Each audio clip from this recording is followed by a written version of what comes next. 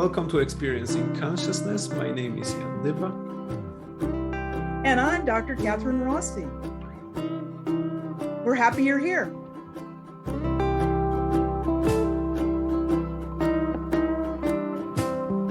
Hi, everybody, and welcome to another episode of our podcast. Today we are here with Dr. Catherine Rossi and Dr. Laurence Sugarman. For those of you that are here today for the first time or that are meeting Dr. Sugarman for the first time in our podcast, he has begun his professional career as a primary care pediatrician in the city of Rochester, New York. In his practice, he sought to innovate primary mental health care for children by teaching them to focus and imagine creatively during physical examinations, scary procedures, and to endure illness. He was drawn to teach self-hypnosis as a channel for developing well-being in healthcare encounters. Then, leaving primary care, he focused on self-regulation for young people with developmental differences and chronic illnesses. That focus led him to scholarship, research, and professional education in clinical applications of mind-body health. Over his 40-year career, he has authored and co-authored many books, chapters, papers, has taught at collegiate and professional levels, has served on editorial boards, played leadership roles in professional organizations, and received many awards. Well deserved. Yes. Dr. Sugarman is a research professor emeritus in a College of Health Science and Technology at the Rochester Institute of Technology, maintains a therapy practice at Rochester's renovated Golisano Autism Center, and pursues educational scholarship and research collaborations with various institutions worldwide. Well, I know I said it before, but that's a lot. You did it. Well, I agree with you, but I don't know who's listening and what they need, right? To feel, okay, that's the orientation I need. I once asked a colleague who had here, older than me, before I first ever wrote about coming to visit Ernest. And I said, what do you think I need to send him? What does he need? And he said, I think for Ernest, he just needs to know you're breathing. So for some people, maybe all they need to know is I'm breathing. But I don't know who the audience really is. So I think this is it is a lot. And I applaud you for getting through it all again. But I think it's generous to give people an orientation.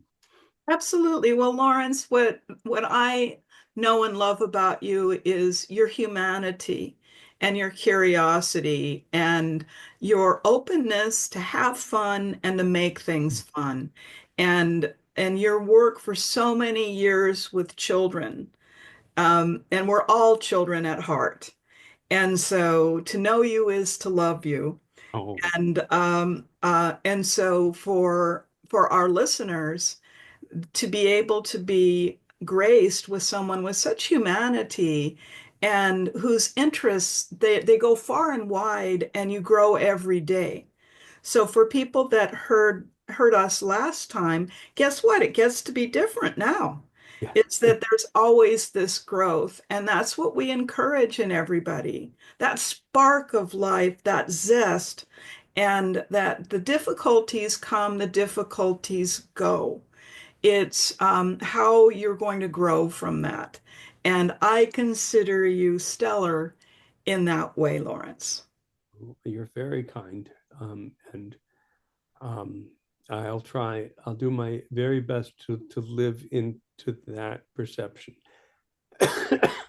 So we were actually planning to focus further on what we were discussing last time, and it all comes naturally to the topic of creativity, and I don't want to ask you if if creativity is important in the life of a person or psychotherapist or whatever. So many people ask that kind of questions. I I think that for all of us, it's obvious that it is important, both in the work of Dr. Ernest Rossi and in your work. Creativity is highly valued. So I would ask you, I want to ask you another sort of question. If we assume that it is actually important to be creative or to be with creativity to a degree, then what role creativity played in your life? When and where it was important to be with it, to have it, to be involved in creative thinking, working, being what? Yeah. So I took a breath. I recognized that I took a breath. I realized it relates to what I just said about the only pedigree I needed to talk to Ernest was breathing. I see the connection between those. I realize breathing is not just how I'm settling to focus, but a method of communication. It could be written into a script, into a novel, into a play. Um, have you been avoiding me? He looked down at his shoes and took a deep breath. The reader bursts into laughter because they know the context. So I'm giving you an example of recognizing creativity by stepping out of the context into a contemplative, observing meta context and seeing connections. So there's so many ways to go at this. I'm going to start with where you asked how is what is my I'm taking your question as what is my personal, since I don't know much other history of creativity, and I would I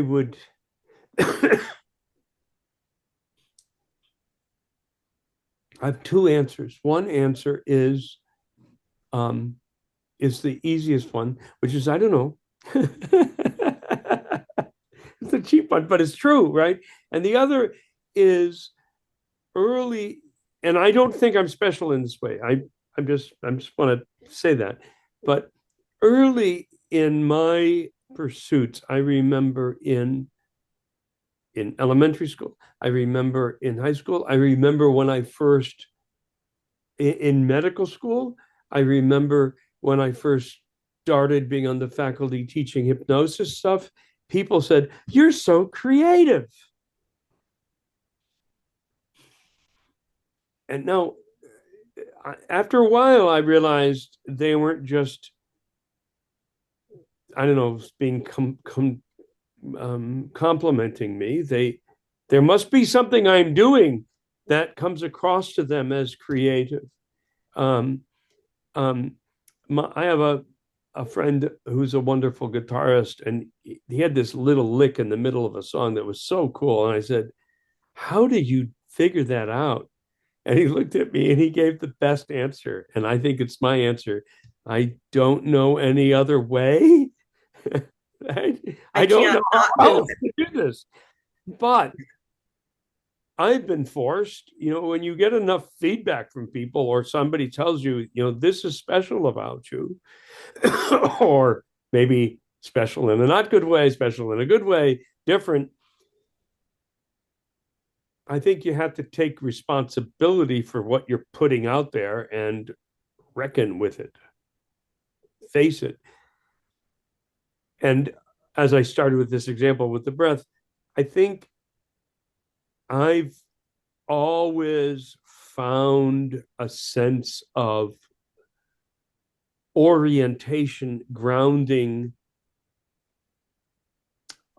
place in asking, how is this happening? what are the elements of how this is happening?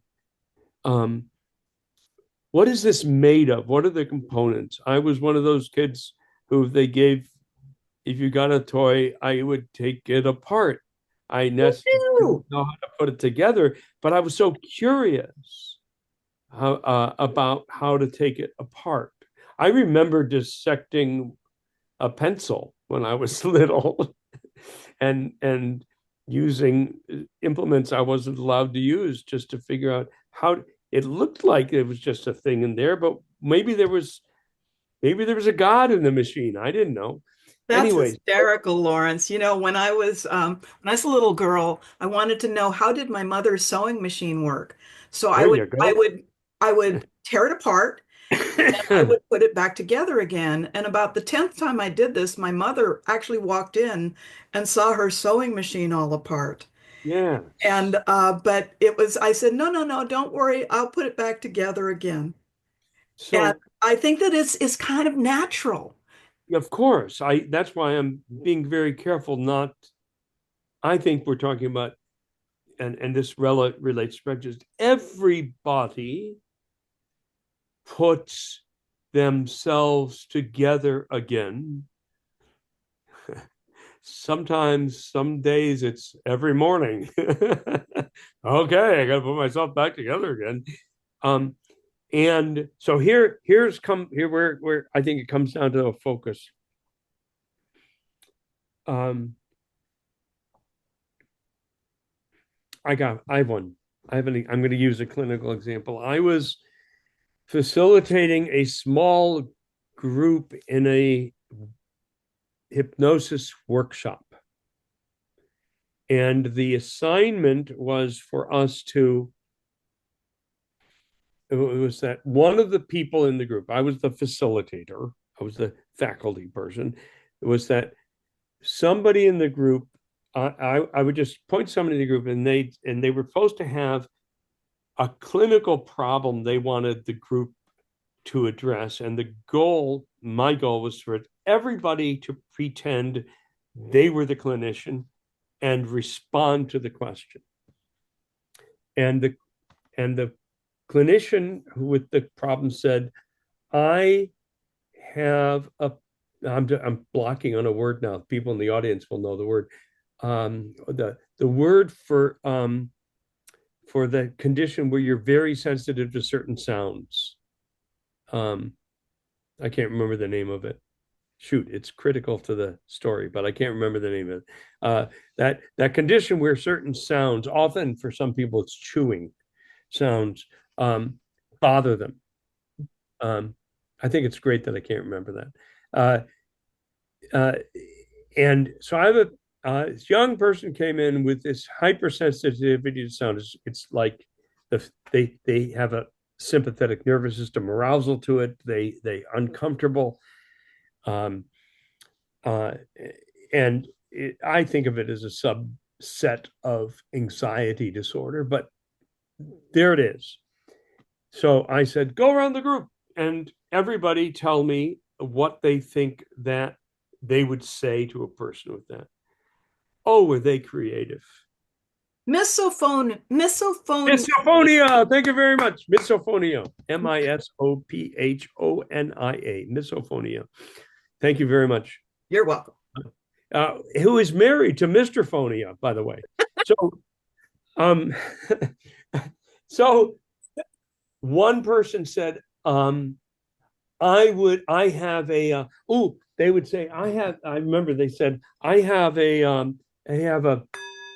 a bell and we could concentrate on the sound and notice how it fades away. And somebody else said, I would teach them that they have a control switch for turning down sound. Uh, I uh, I could teach them to change whatever sound bothers them into something else. I could teach or to put it in a soundproof booth that they couldn't hear. They came up with all sorts of great prescriptive spells for how that person, and that is creative. They went into their own, okay, I'm going to be judgmental here, limited brains and came up And I listened to this and I drew on my learning of approaches, and my response to the patient was, wow, what's that? Because it's not how the book or whatever, or the Google or your own training has to do with it. That's how you put it together.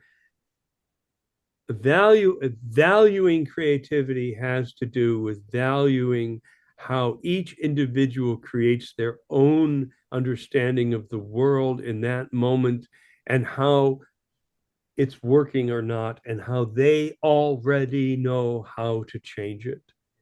And so I don't have to do any work.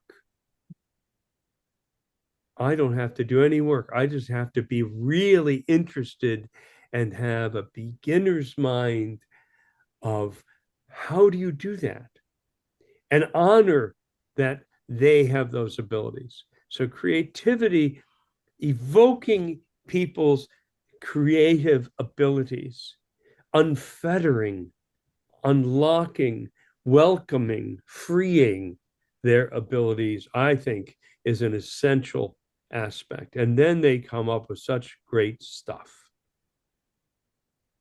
So Agreed. that's how it impacts. I think to me that's the focus of how it impacts therapeutic beneficial interactions.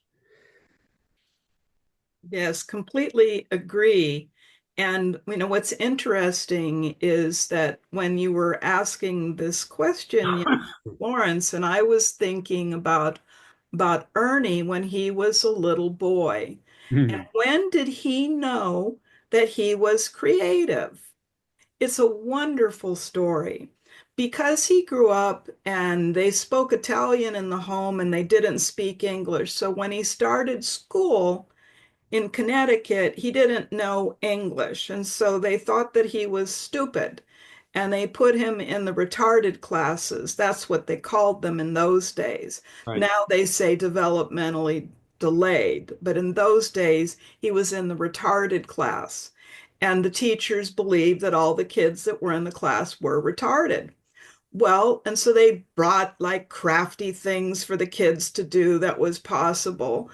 And so one day, Ernie built a three-legged stool and he figured out how to do that. Now, the legs weren't equal in length, and so it wasn't really a functional stool. But his teacher looked at him and knew that he was not a retarded boy if he could be creative to make this stool. And that moment shifted Ernie's entire life.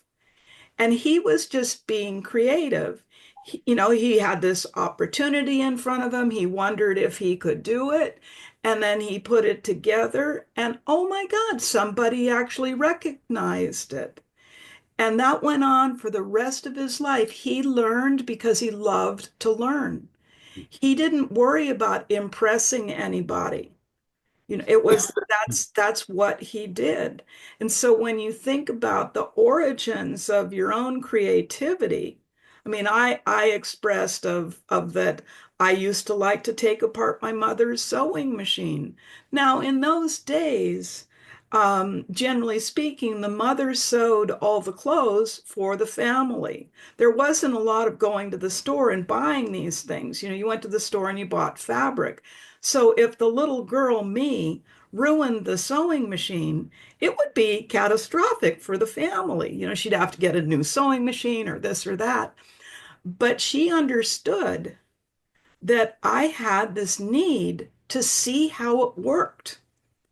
And I still can fix so many things because I can see how it works. And that went on to when you're understanding how people work, of the fact that I don't know, you kind of got to tear it apart and then see what you've got.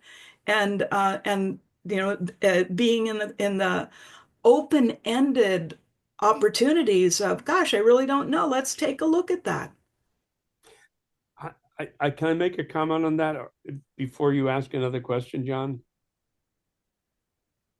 Yes, of Sure. course. Okay. So I want to add a dimension to this, and I'm certain that you're leaving out part of the story, Catherine, but not because I was there. But you just told me, and I'm sure you knew at some level as a little girl, that the sewing machine was really important. Sure. It's powerful. Uh, you were also trying to find out what happened if the sewing machine couldn't work. What would you, it's like, um, uh, what happens? This isn't a personal memory, I don't think, but who knows? But what happens if daddy's going on a trip and 5-year-old Lily has hid his car keys, right? And she hid his car keys. Part of her didn't want him to go on the trip, but part of her also is interested in what's going to happen, Mhm. right? And of course, she doesn't know that he's getting picked up and being driven to the airport by somebody and that he didn't need his car keys, but she hides them because she wants to know what's going to happen, right? And we there was a there I don't remember the authors of the book, and it's not in my bookshelf, it's at my office, but some group of developmental neuroscientists wrote a wonderful book years ago titled The Scientist in the Crib. And they meant it as two meanings. One, a scientist observing human development early on, but they also meant it as the baby being the exploring scientist, the research scientist, exploring the world. I would argue sometimes our, as children, we act much better as attorneys and politicians. I wonder if there's a loophole in this rule, right? But we're exploring. But I want to emphasize the social dimension of creativity. All of our examples, including I'm saying the sewing machine because it affects your family, has a or needing to be or the value of being told you're creative, or as we talked about before in songwriting and music, expressing one's creativity to find out if it works, if does it does it stimulate somebody, does it turn on something in somebody, is there a connection to be made? That our creativity can be an isolated solo exploration, but I think human beings need a social context for learning or exploring creativity. Or putting it differently, that all creative pursuits, all creative interests have, whether they're intended or not, have a social dimension that will change them. I think, and I'm making this point because if I want to back way up, not creativity in clinical practice or therapeutic care, or but what is it? Um, I I really and I have a reference for what I'm about to say, but I really think human beings didn't develop a sense of creativity, originality, truth, beauty until we developed a sense of self and language. That when we were kind of automatons following what the gods told us in, even well before we could really express ourselves in ways, when we were just following orders, there wasn't such a thing as truth or beauty because there wasn't anything that wasn't truth or beauty. It was all whatever I heard in my head dictated by the gods. This is what I do. This is who I am, and I'm I'm referencing because I think it makes sense. Julie and Jane's work on the um, yeah, evolution of consciousness, and um, I explained this in that paper I wrote for our special issue in honoring Ernest, um, in a paper about how hypnosis and consciousness co-evolve. We need we need a sense of otherness. We need a sense of feeling inspired, um, to feel creative.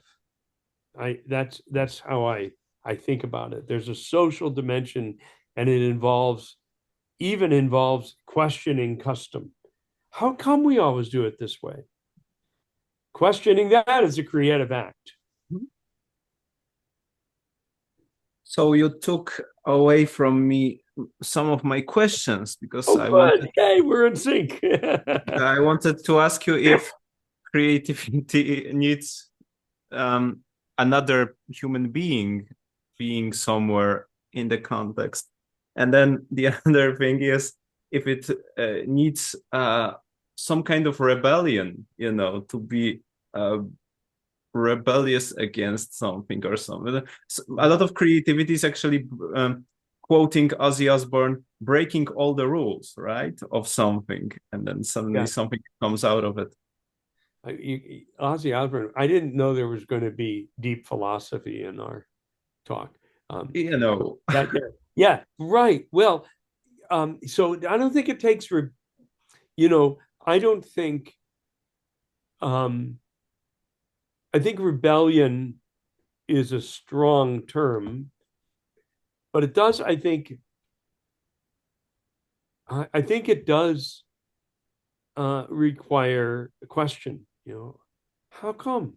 Why? Right? That, you know, I swore to myself, I promised myself when I have children, I am never going to say, because I said so. How'd that work out for you? I came up with an alternative. It did work out. I came up with an alternative, but it was weird and made my kids' eyes roll because it doesn't really matter what you say.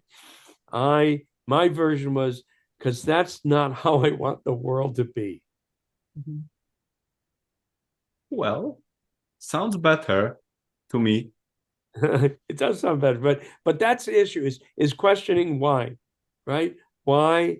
Um, and sometimes if you're a child, you know, how come I have to put both legs in a different pant leg? Can I put both legs in the same pant leg? Sure, go ahead and see how it works.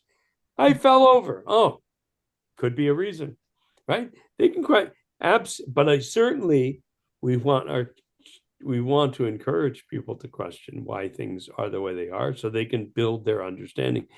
But I think we do, I think I want to get to me the essence of that important question, which is I think um how am I how are we the same and how are we different is an essential question in all relationships, and I think equally important. And how do we trust each other besides because we're not the same? How do we trust each other? That's critical in the so how are we the same and how are we different and can we different and how does that difference create here comes creative tension, right? A good argument, a great nothing better than a good argument. I I have haven't heard this term creative tension. That's something to ponder a little bit of it's almost like in a stage two of going into the dark night of the soul. yeah, yes, yes, That what if that could be creative tension. That seems to me to be a wonderful reframe because you really don't know how it's going to turn out. You really don't know until you get there. And that to me opens up a whole lot of possibility and interest to dig deeper into the difficult.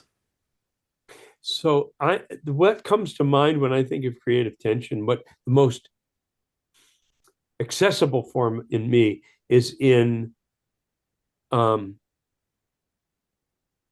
in narrative fiction, in music, in dance, in theater. So um, art forms that require time as Mhm. compared to a painting, Mhm. which or a piece of pottery. And um, you can imagine um, imagines a a suspense writer who you're just getting closer and closer. They're using Zeno's paradox. It keeps on subdividing the difference. There's a bad thing behind that door, and it's going to take 4 chapters to get to the door. And you just and they use that tension. I mean, the art, the skill, the talent is in not having you put the book down, right? And I know how that you can do that in music. uh, I'm working on a song where the first verse is some sung, the melody is a bit monotonous and it doesn't resolve. The chording doesn't resolve. And now, if the whole song was like that, if you actually listen to the whole thing, you'd never listen again. But that if the second verse starts and there's a change in that and it starts resolve and it doesn't ever resolve until the last chord of the song, but the melody keeps on developing and you can see it unfolding, that's great. So creating tension creating tension in a therapeutic environment of um, I I tell people all of the time. So I have a question for you, but I don't want you to answer it here. As a matter of fact, think of this question as a little package I'm giving you, and I'm sealing it, and I'd like you to take it with you and live into the answer. As a matter of fact, take it with you and forget that you have it so that it can sneak up on you later and surprise you as it develops the answer. I'm thinking that if Ernest is here, she's saying, "You mean implicit processing heuristics?" I said, yeah. But I'm not calling that because everybody has to look up those words. I mean, I mean, so because I'm more interested in what the question does than what the answer is. I want the tension of unwrapping the question. I have a young man who's going to see me on Tuesday. If he ever saw this podcast, he would know I was talking about him. And he has a question, and he has given me some answers. He's supposed to brainstorm a list of answers. I told him brainstorm means no judgment, just list them all. How do I need to act so that I can admire the person in the mirror? That's the question. It's a I know very interesting because question. he's not the first person I ever gave it to. Mhm. That's the question. Now, it would be horrible for him to think that he could give me a glib answer in the office as soon as I said it. All that preparation was so that he would fill himself with that and live into that answer. And simply wonder. There's something about that when you have a question and you want to explore the question instead of having a glib or fast answer, that you simply wonder and you really don't know where it's going to take you, but you know it's going to take you someplace. So I'm going to say that health is living like that. Mhm.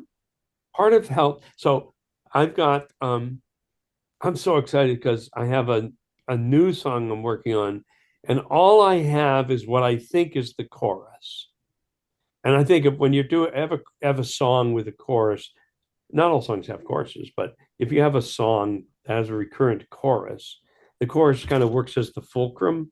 Mhm. Like it may change meaning. The same words in the chorus may change meaning over the chorus, over the course of the song. But it kind of like is this anchoring point. And I think I have a chorus. I have a vague notion of what the song is about. And I am under no pressure other than my own heart's pressure to complete this song. So I get to just enjoy having this unfinished process going on in a part of my mind. And it feels good. And I'm going to feel a little sad when it's done, but there'll be another one. So it'll be okay. Mhm. So I think having processes of becoming who we want to be, supported in a therapeutic, loving relationship, um, where the those about around us who value us are encouraging us to keep struggling and keep on figuring it out, um, and loving the creative tension and the wondering. That's really important. It's certainly not how I was taught in school. No, I was and taught answers. I was thinking about this song the last couple of days. You know how a piece of music will Oh yeah. resurface after decades. So, and it really is what you're talking about, of the fact that I'll hum a few bars at the moment, but there is this it's like it's odd. It's this creative tension. It's the I'm not sure what they're saying. I really don't know. And the name of the song is Popsicle Toes. And it's so great to expose those popsicle toes. And when God gave out rhythm, he sure was good to you. He could add, subtract, and multiply and divide by two. I know today's your birthday. I did not have no rose, but instead I wrote this song I call Popsicle Toes. And in the fact of the matter is that the song can be interpreted in a lot of different ways. I even looked up what are the interpretations of this song, and none of them were the way that I saw it. And so there's this freedom when you're purely creative. There's this freedom to not be understood. And Yes. maybe you don't even understand, but Yes. that's okay because in time that in the quest that you set forward of when you look in the mirror, you know, um, what will you see? What will you perceive? Like that sort of thing. And but the freedom to be odd, the freedom that in the course of creativity, that it could be anything. Yes. Well, in context, sorry to cut in. Well, I was hoping you would. So, in the context of all that, and so you were also saying about supporting creativity in a secure and loving therapeutic relationship. And I was thinking about it in a bit broader sense because you were working with children a lot, and um, a lot of people say that children are creative, like basically creative, and well, they explore the world, and to a degree they don't even have some of the restrictions that the adults have. uh, but my question is, in uh, in reference to what you said, and with that kind of context, so if children are creative in this way, then how to facilitate that creativity within children, and how to help it grow when you are an adult, and what can be done to facilitate creativity within an adult person that has all those restrictions, or at least to a degree works within social boundaries. Yeah. Huge question. I think it's a huge question, and it makes me sad because I become sad thinking about how to deal with that. Because let's start at the beginning. The safety to explore, safety to feel comfortable not making sense, as long as we're going to quote famous rock philosophers, stop making sense. Um, um,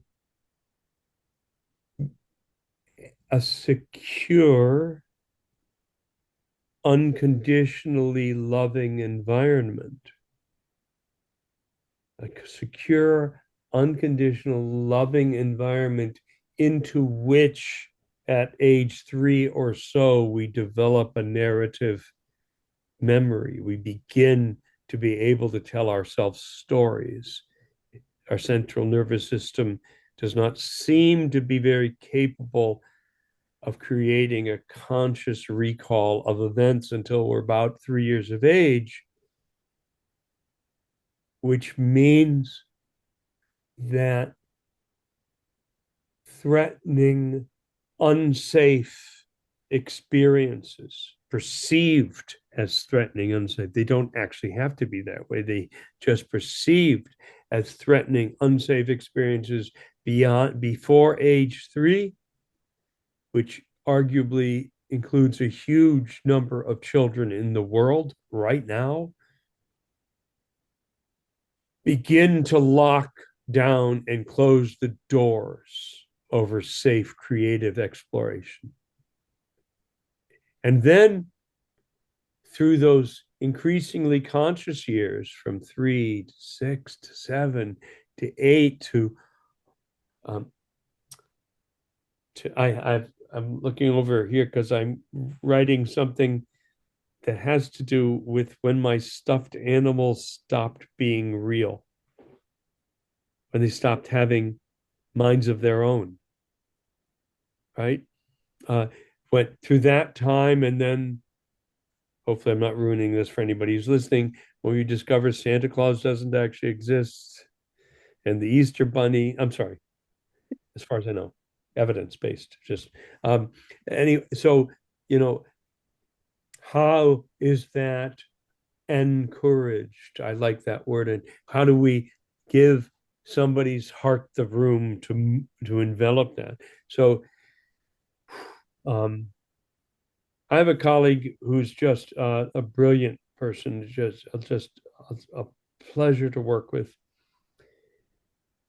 He's so healthy in lots of good ways, and he seems to have an infinite degree of patience for others. And he said, I think it's because his parents separated when he was young. There was all sorts of issues. He's saying, I think it's because I just know my mother loved me so unconditionally. And he's probably right. That's probably it. So I think we start with that. But then, as I referenced our educational efforts, then we need to um, encourage the questioning of authority. And I'm using that word authority in its broadest term. Um, Everybody knows those kinds of authorities, but even the ways we are non-consciously are aware that we're limiting ourselves to comply to get along.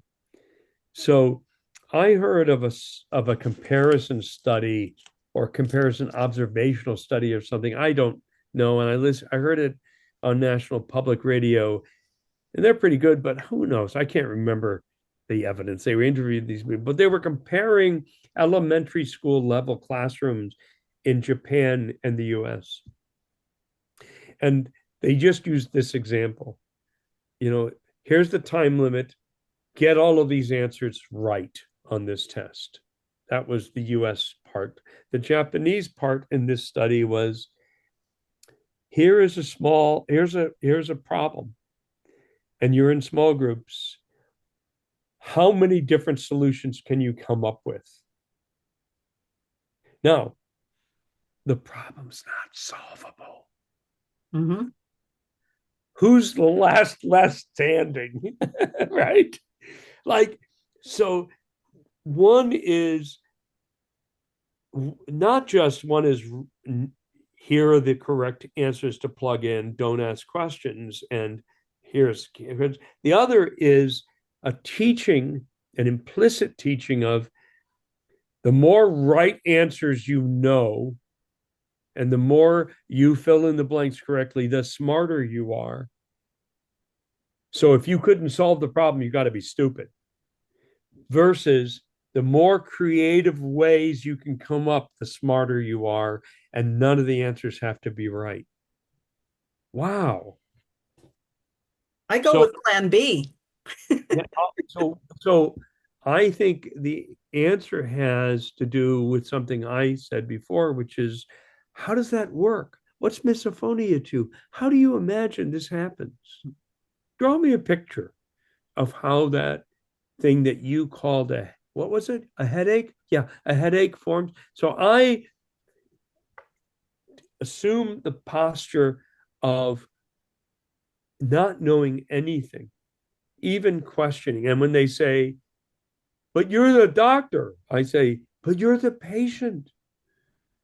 You're the person with the, how do you do this? How do you run this mind of yours? Um, of course, I bring in other people's stories. And maybe if they insist, I could offer advice. But usually I offer advice that will certainly not work. So they can reject it and come up with something better. Very That's interesting. my answer to your, that's a, how do we, it's such a huge question, but it really is founded in a nurturing, trophic, kind, safe, honoring environment. On all levels of development. Yes, yes, yes, yes. Yeah. I'm also thinking in terms of in the context of this question, I'm also thinking about there are some natural developmental periods, I think around 12 years of age, where children are naturally very self-critical, and then the creativity diminishes. Does this also involve that we need to be very supportive to them, and that's Well, I'm very glad you brought up. I think there are absolutely very interesting critical developmental periods during which the algorithm unfolds many more changes. And it's important. And I happen to know about them personally because apparently there seems to be one around age 70, I'll tell you. So, um, so I think it's important because let's call them critical periods during which we are therefore, on one hand, more susceptible to trauma in certain ways. The the young person who is sexually abused at age 4 versus 14. Age 4 going to be a lot of weird interactions with relationships and probably some eating disorder. Age 14, it's going to be poisoning a lot of intimacy forever. And it's going to be primarily sexual because that part of identity is in the midst of cranking out and figuring itself out. So I think, and let's see a show of hands for anybody who'd ever want to go through adolescence again. Oh my gosh, fortunately, I don't remember as much now. So, so those periods, I think, are periods that require more safety and nurturance, not necessarily containment, not, I better not let you out of the house, but periods of investment. Oh, wow, you have a lot going on. What do you think you need to do about it? How's that going to do that? How are you going to play that out? What's that? And there's another important problem with it, which is that for us human beings who value autonomy so much, value a sense of, it's related to creativity, sense of look what I can do, look what I've invented, look what I've originated. Um, all pediatricians, everybody who works with adolescents deals with this. The parent says, I just want her to know that she could tell me anything. Just want to know what's going on in her life. And that person, that parent, has completely forgotten that that was exactly the time of my life that I wanted my parents to know nothing about me. Not because I didn't know they could know, not because I didn't want to have them aware, but because I wanted my secrets. I want my autonomy, ability to create something on my own, to have an original idea that they had nothing to do with. So the problem with that period of time at critical times for human beings in development, we struggle because we're not open to help. But I use an example when I'm helping people recognize that they can push through and learn through a time. I love doing this across the age spectrum. I know something happened to you when you were between 12 and 15 months that you can't possibly remember because none of us can remember that, but I know you did it.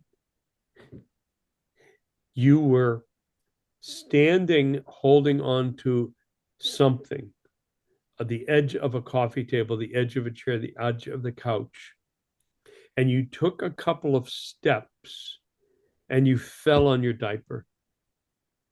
And you looked up to see where mommy was because you were all ready to be picked up. And she was on the phone and her back was to you. She didn't see you. And you said, okay, well, I'll just do it again then.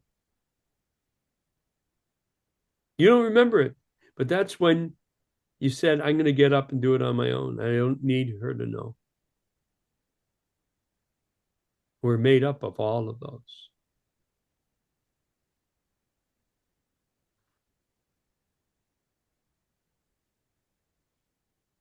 Critical periods. I thank you for bringing that up. It's a really important question or focus. We're made up of all of those, and all of them needs some kind of recognition. Yes. Yeah. Nurturing. Yeah, nurturing. Right. And I think appreciation that you take things in on so many different creative levels.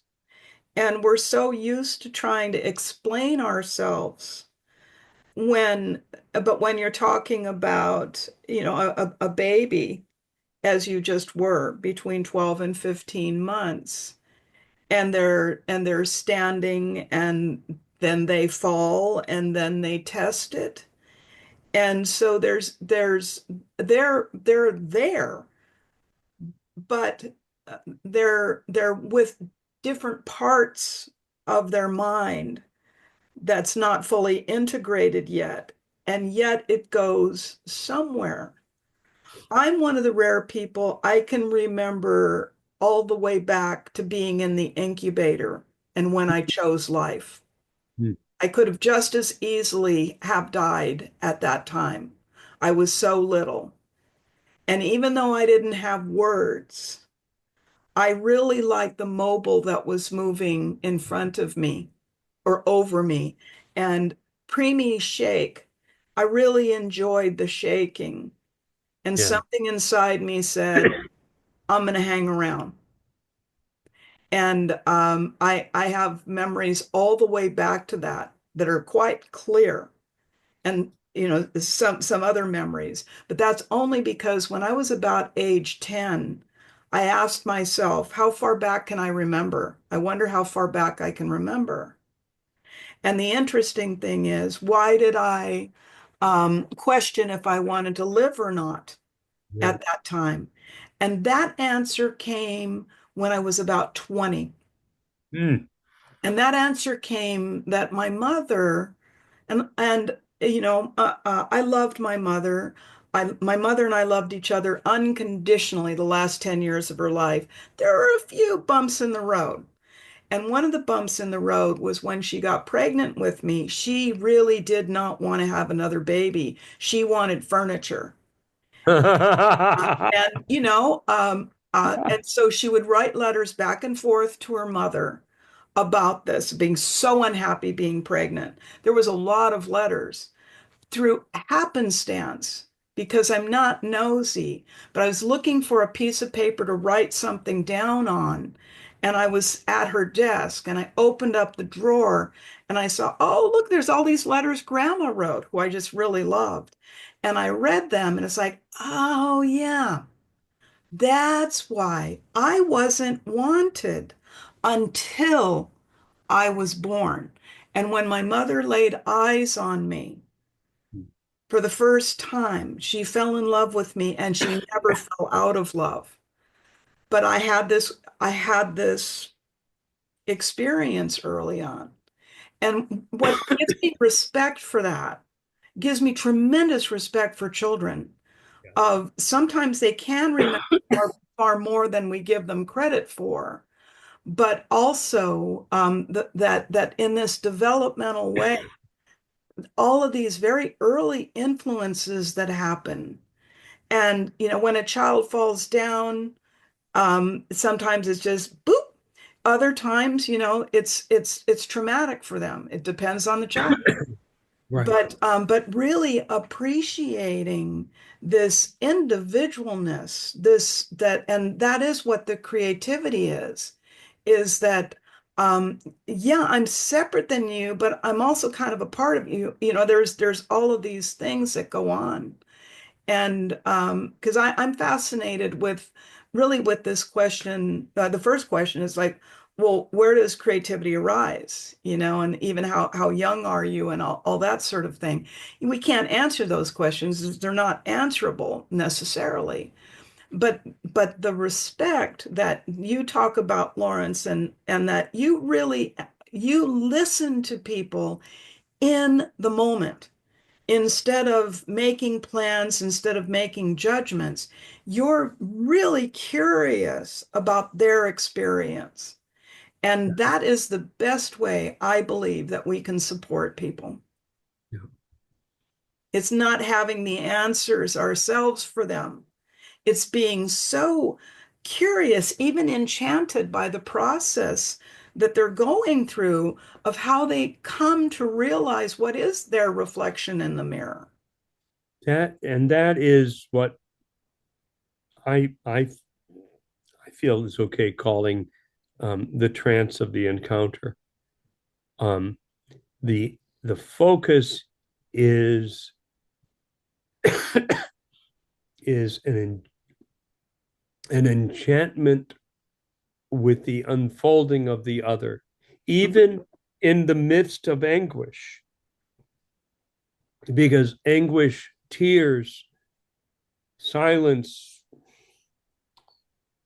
uh, furrowing of the brow, shaking the head, means stuff's really happening and you get to witness, you get to be a part of that system. You have the honor of being responsible. I keep wanting to get you a glass of water. I need to get one. I'll go get you a glass of water, Laurence, I'll be really. right back. I'll be right back. Just because he's 3,000 miles away doesn't mean I can't go to his kitchen and get him a glass of water. That would be a creative thing to do.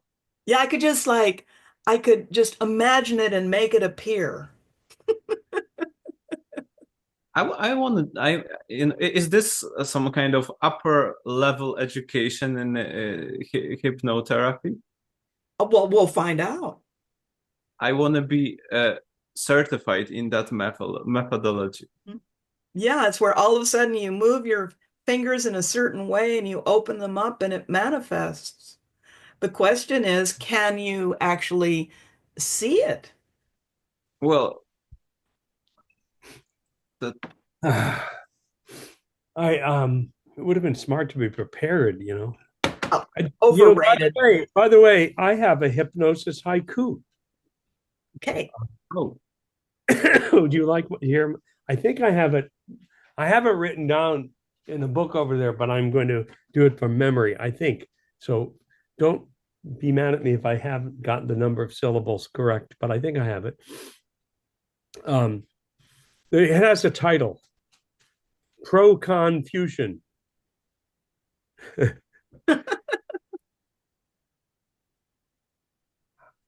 How can I learn that anything is possible?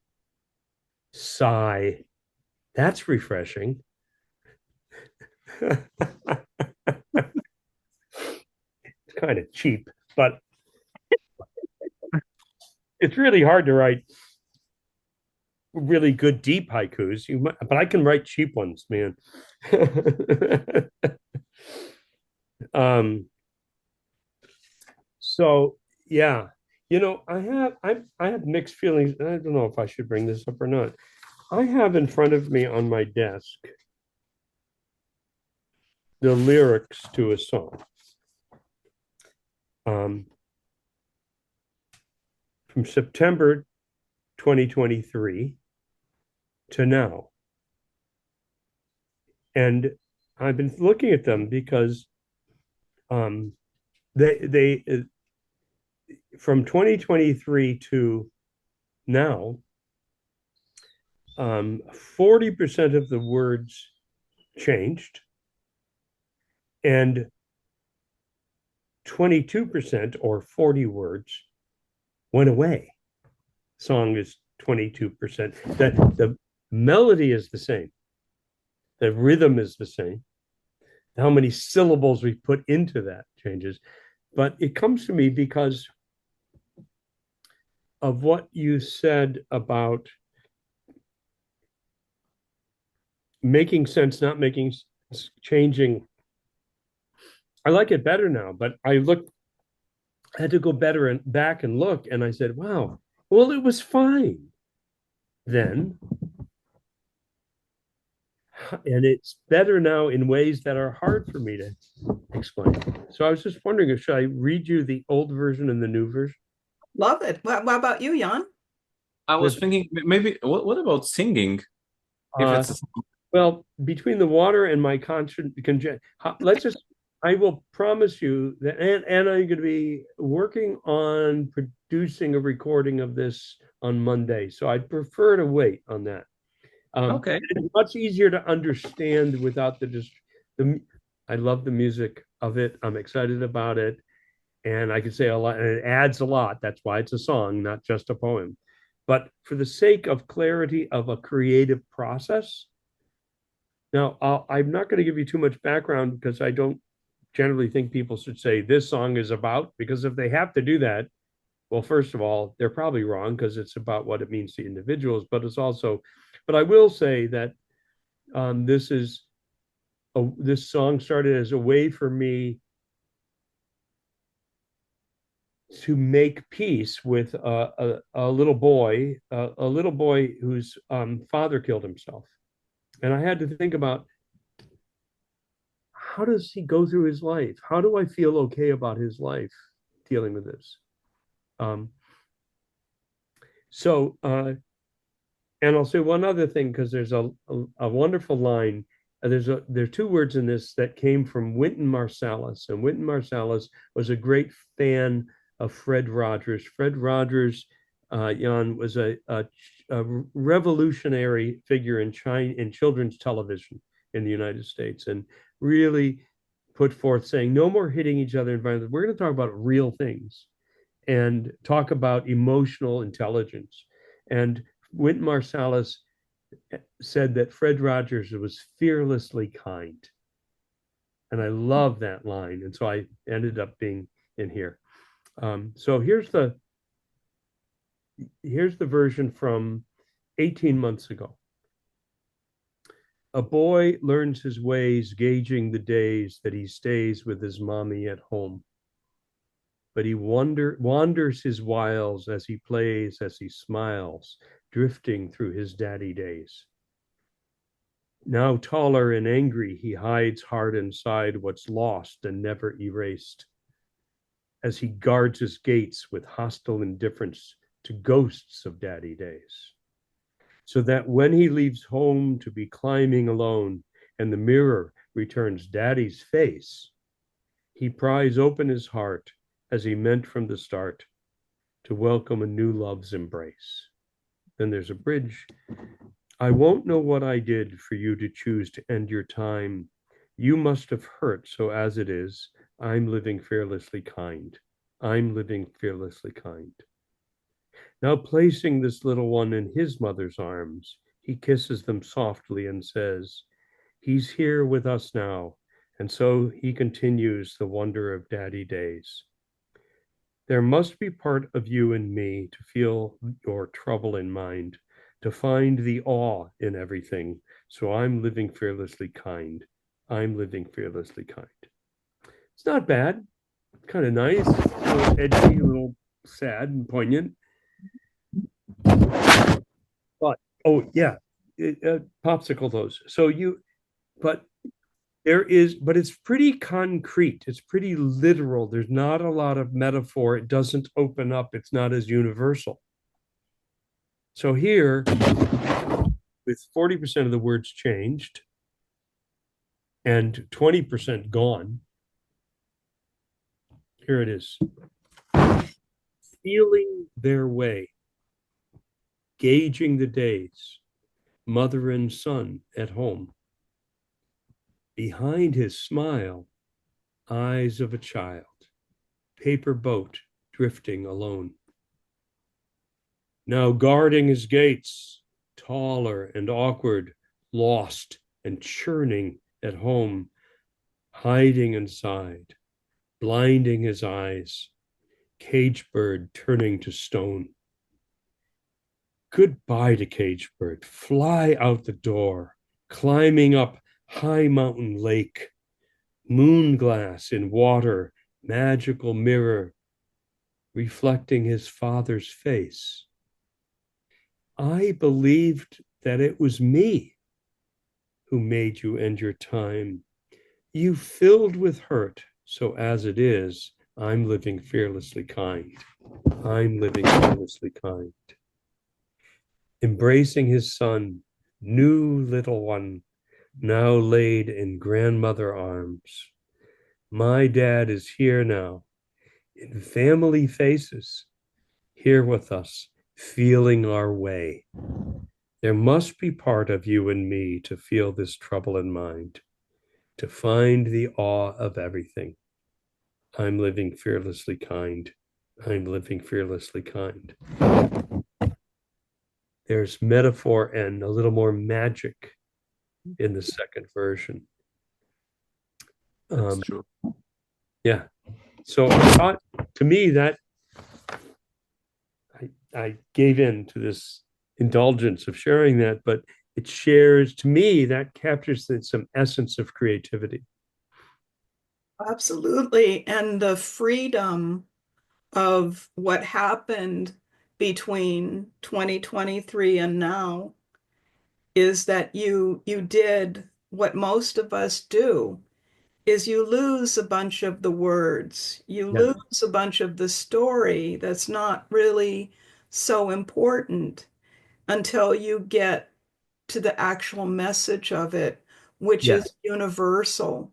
So yes, it went from being specific to being universal. yes, yes. And that is the healing part of the creative process. That um a wonderful she was my therapist, and then she said, I think that you can't be doing too badly when your therapist asked you to be their grandchildren's pediatrician, you know. So anyway, she had a wonderful line that I stole and I use for people all the time when people come in and they're struggling with something that, yeah, happens. She would say, you're very special. You're just not that special. I love that line. I love that line. There's a tension and a love in it that says, "Welcome to the club." And I believe that the promise is that you're gonna share with us the song when it's gonna be recorded, because you said I gonna promise to you, and then Yes, you left yes, that dangling. yes, yes. I will. It's on. It's so important in to be patient in our creative processes, and I know that just like I know it is better than it was 18 months from now. I know the musical part is going to I'm looking forward to what we're going to create with it on Monday. So not yet, not yet. And again, you actually kind of seeded my own question just a minute before, because I wanted to ask you uh, about the healing part of the creating process. I mean, because there are a lot of activities that can be called creative, but in in its in its core, I think that people do creative work for many reasons connected with survival, also with development, with so many important and vital things. So, if I'm gonna ask you, what do you think is actually the healing part and the core part of the creative process that makes it so important? That what would that be?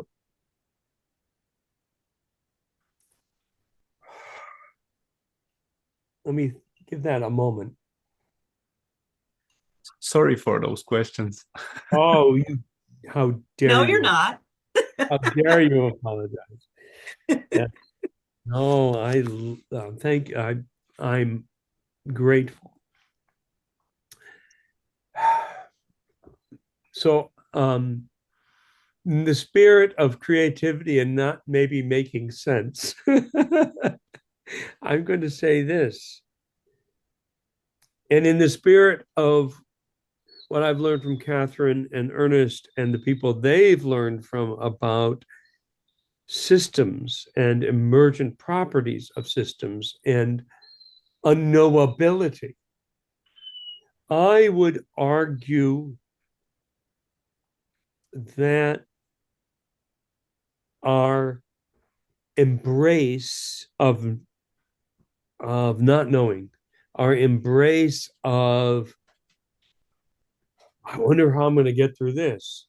Our willingness to engage in struggle, and I, I mean struggle, including how bad it feels.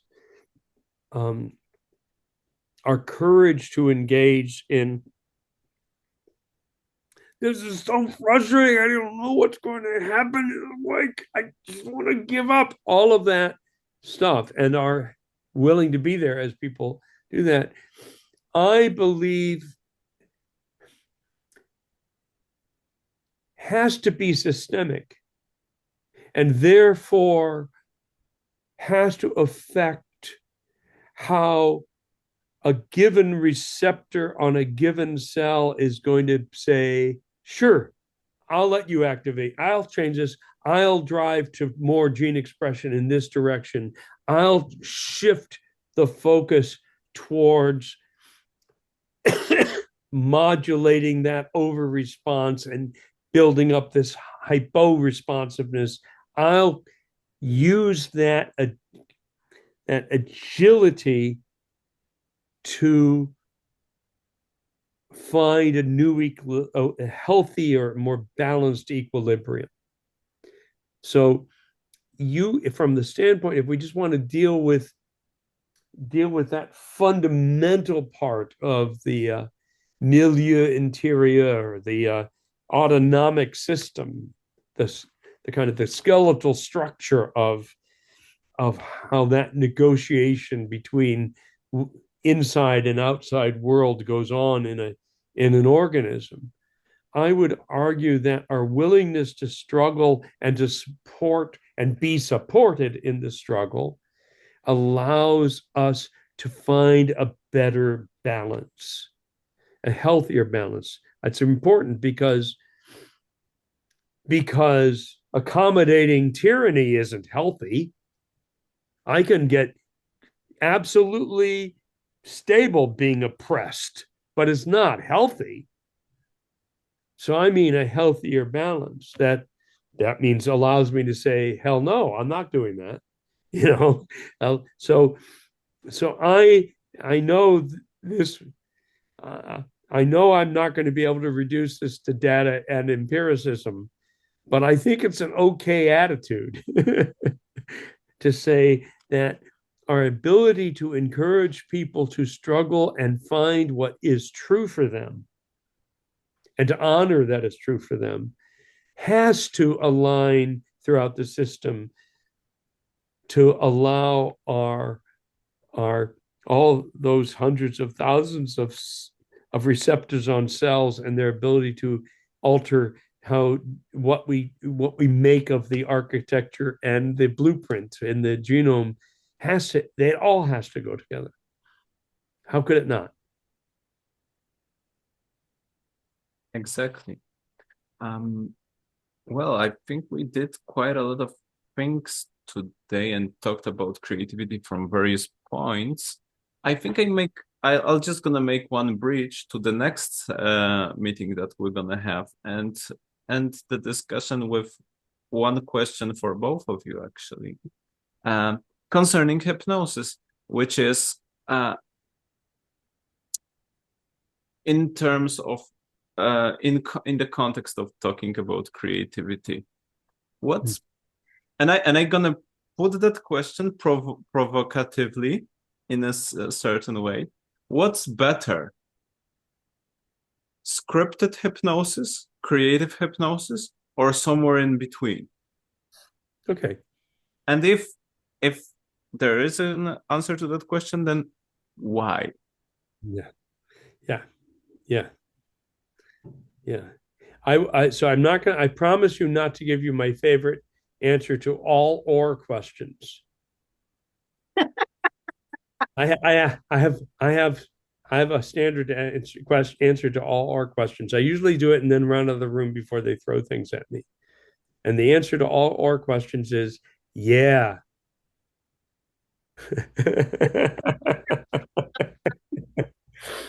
But I won't do that because I just did.